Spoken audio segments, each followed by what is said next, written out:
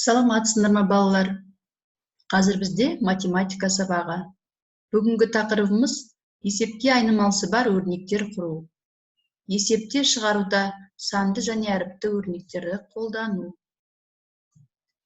Айнымалы дегеніміз әртүрлі мәндер қабылдай алатын сама. Бірнеше айнымалысы бар өрнектерді де ықшамдауға болады. Содан кейін әріптердің берілген мәнінде өрнектердің мәнін табу керек. Мысалы, 12 көбейтілген жақшаның ішінде x қосу 9x тең 480. Осы өрнекті де қысқартуға, бұл жердегі x-тарды қысқартуға болады. Есіңде сақта, есептерді санды өрнек түрінде жазып шығаруға болады.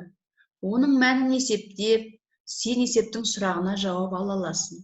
Егер есептердің шартында санның орнында әріп тұратын болса, онда өрнекке шешімді әріптің көмегімен жазуға болады. Осы тақырып түсіндіру үшін мына тапсырманы орындап көрейік. Бір барқыт гүлдің бағасы D теңге, ал бір раушан гүлдің бағасы одан 30 теңгеге артық.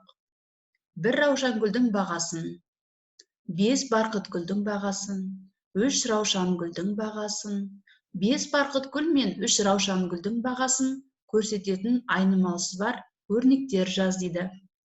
Ал енді осы өрнекті жазу үшін қарайық. Бір раушан гүлдің бағасы D қосылған 30. Ал 5 барқыт гүлдің бағасы бұл 5D. 3 раушан гүлдің бағасын табу үшін 3 көбейтілген жақша ішінде D қосылған 30. 5 барқыт гүл мен 3 раушан гүлдің құнын табу үшін біз 5D қосылған 3 көбейту жақшаның ішінде D қосылған 30 деп аламыз. Назарларыңызға рахмет.